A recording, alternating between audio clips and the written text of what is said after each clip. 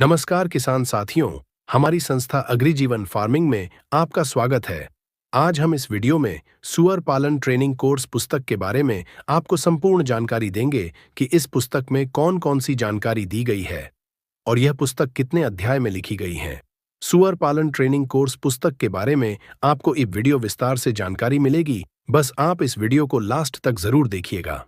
हम सभी सुअर पालक किसानों को बता दें कि सुअर पालन ट्रेनिंग कोर्स पुस्तक जो पहले हमारी संस्था द्वारा उपलब्ध कराई जाती थी, उसे अब अपडेट कर दिया गया है। तो इस वीडियो में यही सब जानकारी दी गई है कि सुअर पालन ट्रेनिंग कोर्स पुस्तक में कौन-कौन से बदलाव किए गए हैं और इसमें कौन-कौन सी नई जानकारी जोड़ी गई है। इस वीडियो में हम पुस्तक के सभी अध्याय के बारे में बताएंगे कि कौन-कौन से अध्याय में क्या-क्या जानकारी दी गई है। तो हम इस वीडियो पर आगे बात करें, इसके पहले सभी किसान साथियों से हमारा निवेदन है कि यदि अभी तक आपने हमारे चैनल को सब्सक्राइब नहीं किया है तो कर लीजिए, क्योंकि हमारी संस्था द्वारा इस चैनल पर सुअर पालन से संबंधित जानकारी लगातार अपलोड की जाती है।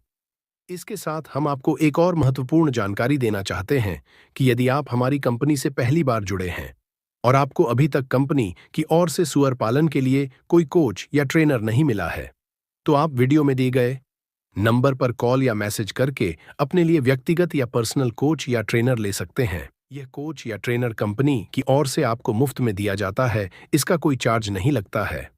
हमारी कंपनी से हर एक सुअर पालक किसान को एक कोच या ट्रेनर दिया जाता है, जिससे आप कॉल और व्हाट्सएप के माध्यम से कभी भी सुअर पालन के बारे में जानकारी ले सकते हैं। तो अब हम इस वीडियो के टॉपिक पर आते हैं और वह है सुअर पालन ट्रेनिंग कोर्स पुस्तक की संपूर्ण जानकारी। तो सुअर पालन ट्रेनिंग कोर्स पुस्तक में कुल 15 अध्याय है। तो हम एक एक से सभी अध्याय के बारे में देखते हैं कि कौन-कौन से अध्याय में क्या-क्या जानकारी दी गई है। तो सबसे पहले हम पहले अध्याय की बात कर लेते हैं। तो इस अध्याय में आप सीखेंगे कि सुअर पालन हमारे देश में कैसे शुरू हुआ और आज इसकी स्थिति कैसी है। आप जान पाएंगे कि किन राज्यों में सुअरों का उत्पादन और व्यापार सबसे ज्यादा है और किस तरह सरकार इस व्यवसाय को बढ़ावा दे रही है।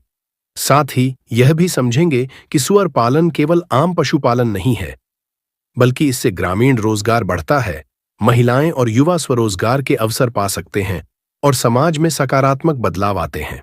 हम सुअर पालन की तुलना अन्य पशुपालन जैसे बकरी, मुर्गी या गाय भैंस पालन से करेंगे, ताकि आप निवेश, समय और लाभ के हिसाब से सही निर्णय ले सकें। अंत में भारत के विभिन्न राज्यों में सुअर पालन की संभावनाओं और अवसरों के बारे में जानकर आप अपने खुद के छोटे या बड़े फार्म के लिए योजना बना पाएंगे और इस व्यवसाय से अधिक लाभ उठा पाएंगे। तो अब हम दूसरे अध्याय की बात कर लेते हैं। तो इस अध्याय में आपको समझाया जाएगा कि फार्म के लिए सही जगह और जमीन कैसे चुनी जाए, जैसे कि भूस्थान, जलवायु, पानी की उपलब्धता, ढलान और आसपास का वातावरण, ताकि सुअर स्वस्थ रहे और पालन आसान हो। साथ ही आप सीखेंगे कि अपने व्यवसाय को कानूनी रूप से कैसे पंजीकृत करें, कौन-कौन से लाइसेंस और एनओसी की जरूरत होती है और नगर पंचायत या पशुपालन विभाग से मंजूरी कैसे प्राप्त करें। इसके अलावा प्रारंभिक लागत का अनुमान लगाना और लाभ की योजना बनाना भी इस अध्याय का हिस्सा है, जिससे आप अपने निवेश और खर्च का सही हिसाब रख सकें। ट्रेनिंग के विकल्प और संसाधन जैसे सरकारी और निजी संस्थान, ऑनलाइन कोर्स, मोबाइल ऐप्स और किताबें भी बताए गए हैं। अंत में अपने लक्ष्य के अनुसार व्यवसाय योजना बनाना और जोखिमों को समझकर समाधान निकालना भी सिखाया जाएगा। यह ज्ञान आपको सुअर पालन की नींव मजबूत करने और सफल व्यवसाय शुरू करने में मदद करेगा। तो अब हम तीसरे अध्याय की बात कर लेते हैं। तो इस अध्याय में किसान भाई जानेंगे कि देशी और विदेशी नस्लों में क्या अंतर है और कौन सी नस्ल उनके इलाके, जलवायु और बाजार के हिसाब से बेहतर रहेगी। घुंघलू, तेंदुआ जैसी देशी नस्लें कम फीड में भी टिकाऊ होती हैं और स्थानीय मांग में अच्छी बिकती है, जबकि लार्ज व्हाइट, यॉर्कशायर, ड्यूरॉक जैसी विदेशी नस्लें जल्दी बढ़ती हैं और मीट उत्पादन के लिए उपयुक्त होती हैं। साथ ही किसान सीखेंगे नर और मादा सुअरों का चुनाव कैसे करना है, ताकि इनब्रीडिंग से बचा जा सके और बेहतर क्रॉस ब्रीडिंग हो सके। इसके अलावा इस अध्याय में ग्रोथ रेट, फीड कन्वर्जन और मार्केट वैल्यू की तुलना भी समझाई गई है, जिससे किसान अपने फार्म के लिए सबसे लाभकारी नस्ल चुन सकें और ब्रीडिंग या फेटनिंग मॉडल सही तरीके से तैयार कर सकें। तो अब हम चौथे अध्याय की बात कर लेते हैं। तो इस अध्याय में किसान भाई सीखेंगे कि फार्म की दिशा और वेंटिलेशन कैसे तय करें, ताकि सुअरों को पर्याप्त धूप और ताज़ी हवा मिले और तापमान नियंत्रित रहे। ब्रीडिंग, ग्रोथ और क्वारंटीन यूनिट्स की अलग अलग योजना और उनके बीच उचित दूरी कैसे रखी जाए, यह भी स्पष्ट किया गया है। साथ ही फार्म की साफ सफाई और ड्रेनेज व्यवस्था पर ध्यान देना क्यों जरूरी है और इसे सरल तरीके से कैसे लागू किया जा सकता है, यह समझाया गया है। छोटे, मध्यम और बड़े फार्म के नक्शे देखकर किसान अपने खेत के हिसाब से सही प्लान तैयार कर सकते हैं। निर्माण में इस्तेमाल होने वाली सामग्री और लागत का अनुमान भी यहाँ मिलेगा, जिससे फार्म बनाते समय और पैसा दोनों बचा सकते हैं। इस ज्ञान से किसान अपने सुअरों के लिए सुरक्षित, स्वच्छ और उत्पादक वातावरण बना पाएंगे। तो अब हम 5वें अध्याय की बात कर लेते हैं। तो इस अध्याय में हम सुअरों के लिए सही आवास प्रबंधन सीखेंगे, जो हर किसान के लिए बहुत जरूरी है। इस अध्याय में बताया गया है कि अलग अलग उम्र और जरूरतों के सुअरों के लिए अलग हाउसिंग यूनिट कैसे तैयार करें, जैसे कि piglets, grower, finisher, breeding bore और गर्भवती सुअरियों के लिए अलग अलग व्यवस्था।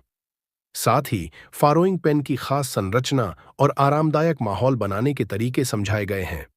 यह भी सीखेंगे कि सर्दी, गर्मी और बारिश में सुअरों की सुरक्षा कैसे करें, कम लागत में मौसम के अनुसार आवास सुधार कैसे करें और बिछावन, हवादार शेड तथा आरामदायक माहौल कैसे सुनिश्चित करें। अध्याय में हाइजीन और बायोसिक्योरिटी के नियम, दैनिक साफ सफाई, कीट नियंत्रण और स्टाफ की स्वच्छता पर भी जोर है। इसे अपनाकर किसान अपने सुअरों को स्वस्थ, सुरक्षित और तेजी से बढ़ने वाला बना सकते हैं, जिससे उत्पादन और लाभ दोनों बढ़ेंगे। तो अब हम 6ठे अध्याय की बात कर लेते हैं। तो इस अध्याय में किसान सीखेंगे कि पिगलेट, ग्रोअर और फिनिशर सुअरों के लिए अलग अलग फीड चार्ट कैसे बनाए जाते हैं और हर उम्र के सुअर को कितनी मात्रा में कौन सी चीज खिलानी चाहिए। साथ ही यह भी समझाया गया है कि लोकल सामग्री से संतुलित और सस्ती फीड कैसे तैयार की जा सकती है, जिससे खर्चा कम और लाभ बढ़े। प्रोटीन, ऊर्जा और मिनरल्स का महत्व और सही अनुपात में देना क्यों जरूरी है, यह भी यहाँ समझाया गया है। फीडिंग मशीन और हाथ से फीड देने के फायदे, नुकसान और आम गलतियों जैसे गलत समय, मात्रा या गंदे फीडर इस्तेमाल करने के नुकसान व उनके समाधान भी किसान आसानी से सीख पाएंगे। इस अध्याय की जानकारी अपनाकर किसान अपने सुअरों की सेहत, वजन और उत्पादन को बेहतर बना सकते हैं। तो अब हम 7वें अध्याय की बात कर लेते हैं। तो इस अध्याय में किसान सीखेंगे कि फार्म के लिए साफ पीने का पानी कहाँ से लें, बोरवेल, बाहरी सप्लाई या टंकी से, और इसे कैसे जांचें कि पानी शुद्ध है या नहीं। जैसे कि सुअर के स्वास्थ्य और अच्छे विकास के लिए पानी का पीएच, टीडीएस और बैक्टीरियल टेस्ट करना जरूरी होता है। साथ ही पानी को सुरक्षित रखने के लिए फिल्टर, क्लोरिनेशन या यूवी जैसे तरीके भी बताए गए हैं। फार्म में बायोसिक्योरिटी गेट और फुड डिप सिस्टम का महत्व, उनका सही डिजाइन और डिसइंफेक्टेंट घोल की तैयारी भी सरल भाषा में समझाई गई है। इसके अलावा शेड की दैनिक सफाई, उपकरणों और कर्मचारियों की स्वच्छता, क्वारंटीन और टीकाकरण जैसी संक्रमण रोकने की प्रक्रियाएं भी शामिल हैं। इस अध्याय को पढ़कर किसान आसानी से अपने फार्म को स्वस्थ, संक्रमण मुक्त और ज्यादा उत्पादन देने वाला बना सकते हैं। तो अब हम 8वें अध्याय की बात कर लेते हैं। तो इस अध्याय में आप सीखेंगे कि नर और मादा सुअरों का सही चुनाव कैसे करें, उनकी उम्र, वजन, स्वास्थ्य और नस्ल को ध्यान में रखते हुए उपयुक्त जोड़ी कैसे बनाई जाती है और व्यवहारिक एवं जेनेटिक अनुकूलता क्यों जरूरी है।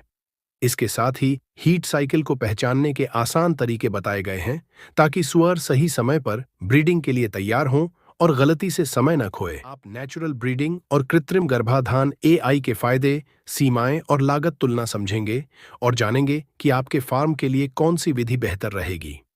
इसके अलावा गर्भवती सुअरों की सही देखभाल, पोषण, आवास और संक्रमण से सुरक्षा के उपाय भी मिलेंगे। इस ज्ञान से आपके सुअरों की प्रजनन क्षमता बढ़ेगी और स्वस्थ पिगलेट्स पैदा होंगे, जो सीधे आपके फार्म की सफलता और आय बढ़ाने में मदद करेंगे। तो अब हम 9वें अध्याय की बात कर लेते हैं। तो इस अध्याय में किसान सीखेंगे कि जन्म के पहले 72 घंटे में पिगलेट्स को साफ, गर्म और सुरक्षित कैसे रखा जाए, नाभि की सफाई और आयोडीन ट्रीटमेंट कैसे की जाती है, कमजोर पिगलेट्स की पहचान और उन्हें दूध पीने में मदद कैसे करें।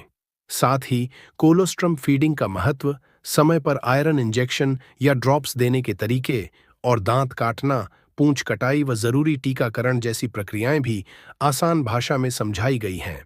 दूध छुड़ाने और सूखा आहार शुरू करने से लेकर पिगलेट्स के वजन और ग्रोथ की निगरानी, रिकॉर्ड रखने के तरीके, पिछड़े पिगलेट्स की पहचान और आहार सुधार तक, यह अध्याय किसानों को व्यावहारिक सुझाव देता है। इसे अपनाकर किसान अपने नवजात पिगलेट्स को स्वस्थ, मजबूत और तेजी से बढ़ने वाला बना सकते हैं, जिससे फार्म की उत्पादकता और लाभ बढ़ता है।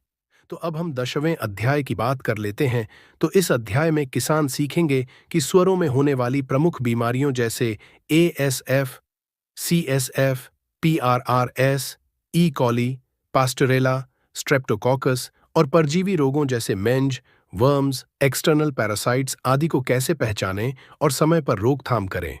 यह अध्याय सरल तरीके से बताता है कि बीमारियों के लक्षण क्या होते हैं और उन्हें कैसे जल्दी समझा जा सकता है, ताकि नुकसान कम से कम हो। साथ ही पिगलेट्स और ब्रीडिंग सुअरों के लिए टीकाकरण कार्यक्रम और सही समय सारणी का महत्व भी समझाया गया है। किसान सीखेंगे कि गंदगी, भीड़ या बाहरी संपर्क से रोग कैसे फैलते हैं और फार्म पर हाइजीन, क्वारंटीन यूनिट, आइसोलेशन और बायोसिक्योरिटी उपायों के जरिए इसे रोकना कितना जरूरी है। इस ज्ञान से किसान अपने फार्म को स्वस्थ रख सकते हैं और उत्पादन में बढ़ोतरी कर सकते हैं।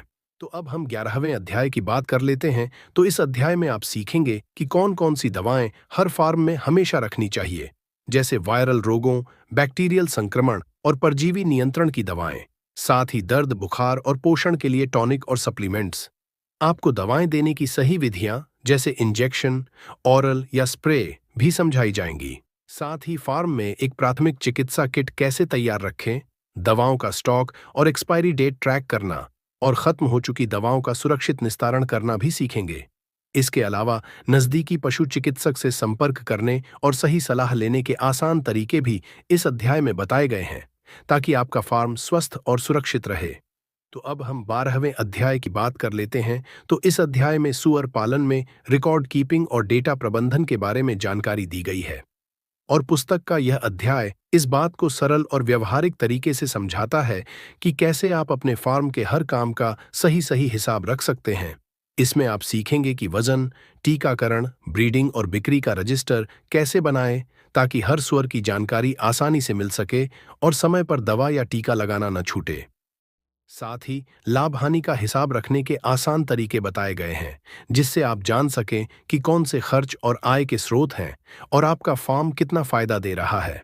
इसके अलावा एक्सेल और मोबाइल ऐप्स का उपयोग करके डेटा एंट्री और रिपोर्ट जनरेट करना भी सीखेंगे, जिससे काम तेज और व्यवस्थित हो जाता है। रोजाना के काम और सरकारी योजना के लिए जरूरी डॉक्यूमेंटेशन को व्यवस्थित रखने के टिप्स भी इस अध्याय में शामिल हैं। इस ज्ञान से किसान न सिर्फ अपने फार्म को सही ढंग से चला पाएंगे, बल्कि निर्णय लेने में भी आत्मविश्वास बढ़ेगा। तो अब हम 13वें अध्याय की बात कर लेते हैं। तो इस अध्याय में बताया गया है कि किस तरह अपने संभावित ग्राहक पहचानें, चाहे वो लोकल बाजार हों, कसाई और मीट विक्रेता, प्रोसेसिंग कंपनियां, ब्रीडिंग पिग्स खरीदने वाले अन्य किसान या थोक व्यापारी और सप्लाई चेन नेटवर्क। किसान जानेंगे कि लाइव पिग्स, ब्रीडिंग स्टॉक और कटे हुए सुअरों के लिए अलग अलग बिक्री रणनीतियां क्या हैं और उन्हें सही समय और तरीके से कैसे बेचें। साथ ही सोशल मीडिया, व्हाट्सएप और यूट्यूब का उपयोग करके अपने ब्रांड और भरोसे को मजबूत करना, ग्राहकों से सीधे जुड़ना और अपने प्रोडक्ट की पहुंच बढ़ाना भी सिखाया जाता है। अध्याय में बुकिंग, डिलीवरी और सुरक्षित पेमेंट मैनेजमेंट के सरल तरीके भी बताए गए हैं, जिससे किसान बिना परेशानी के अपने कारोबार को बेहतर तरीके से चला सकें। इस अध्याय को समझकर किसान अपने सुअर पालन के लाभ और कमाई दोनों बढ़ा सकते हैं। तो अब हम 14वें अध्याय की बात कर लेते हैं। तो इस अध्याय में किसान सीखेंगे कि NABARD और पशुपालन विभाग की कौन कौन सी योजनाएं सुअर पालन के लिए उपलब्ध हैं, जैसे PMEGP, PM मुद्रा लोन योजना, राष्ट्रीय पशुधन मिशन योजना और अलग अलग राज्यों में राज्य सरकारों की विशेष स्कीमें, जो निवेश में आसानी और खर्च में राहत देती हैं। साथ ही लोन लेने की सही प्रक्रिया, पात्रता, जरूरी दस्तावेज और आम परेशानियों के आसान समाधान समझाए गए हैं, ताकि कोई भी कदम बिना तैयारी के न उठाना पड़े। यहाँ DPR, डिटेल्ड प्रोजेक्ट रिपोर्ट, कैसे तैयार करें, उसका प्रारूप और प्रस्तुतिकरण भी बताया गया है, जिससे बैंक या एजेंसी से मंजूरी पाने में मदद मिलती है। सब्सिडी के आवेदन, ऑनलाइन और ऑफलाइन प्रक्रिया और फॉलोअप के टिप्स भी स्पष्ट रूप से दिए हैं। यह अध्याय हर किसान को सरकारी मदद का सही इस्तेमाल करना और अपने सुअर पालन व्यवसाय को सफल बनाने में सीधे उपयोगी होगा। तो अब हम इस पुस्तक के अंतिम अध्याय यानी 15वें अध्याय की बात कर लेते हैं। तो इस अध्याय में आपको सूअर पालन में सफलता प्राप्त करने वाले किसानों के अनुभव बताए जाएंगे, ताकि आप इसमें न केवल बहुत कुछ सीख पाएंगे, बल्कि आपको सूअर पालन शुरू करने के लिए प्रेरणा भी मिलेंगी। सूअर पालन में सफलता की कहानियां और टिप्स के इस हिस्से में हम आपको देश के विभिन्न हिस्सों के सफल सूअर पालकों की प्रेरक कहानियों से परिचित कराएंगे। आप जानेंगे कि कैसे असम और नागालैंड के छोटे किसान, तमिलनाडु और आंध्र प्रदेश के आधुनिक फार्म मॉडल, महिलाएं और युवा स्टार्टअप्स कम संसाधनों में भी बड़े लाभ कमा रहे हैं।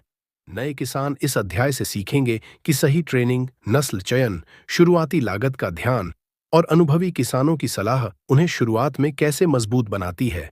साथ ही आम गलतियों से कैसे बचें और अपने फार्म को व्यवसाय की तरह स्थापित करने के आसान तरीके, जैसे कानूनी पहचान, मार्केट नेटवर्क, उत्पादन योजना और विस्तार के विकल्प भी समझेंगे।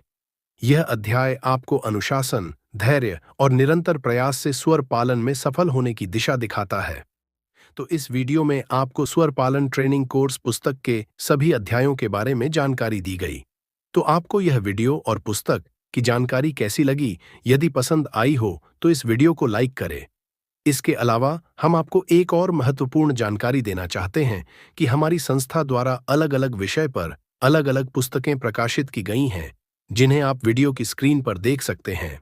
यह सभी पुस्तकें 11 भारतीय भाषाओं हिंदी, अंग्रेजी, तेलुगु, तमिल, कन्नड़, बंगाली, असमिया, मलयालम, उड़िया, पंजाबी, मराठी में उपलब्ध है। यदि आप यह पुस्तक पढ़ना चाहते हैं तो आप इसे हमारी संस्था की वेबसाइट या मोबाइल एप्लीकेशन से ऑर्डर कर सकते हैं। इसकी लिंक डिस्क्रिप्शन में दी गई है। पुस्तक के बारे में अधिक जानकारी लेने के लिए आप हमारे व्हाट्सएप नंबर पर कॉल या मैसेज कर सकते हैं। सूअर पालन की संपूर्ण जानकारी और सूअर पालन से संबंधित संपूर्ण प्रोडक्ट और सेवाओं के बारे में अधिक जानकारी के लिए आप हमारी संस्था के मोबाइल एप्लीकेशन को डाउनलोड कर सकते हैं, जिसकी लिंक डिस्क्रिप्शन में दी गई है। किसान साथियों, आपको हमारी यह वीडियो कैसी लगी? यदि पसंद आई हो तो इस वीडियो को लाइक करें और सभी किसान साथियों तक शेयर करें। आगे भी लगातार ऐसे वीडियो देखने के लिए हमारे चैनल और पेज को सब्सक्राइब और फॉलो करें।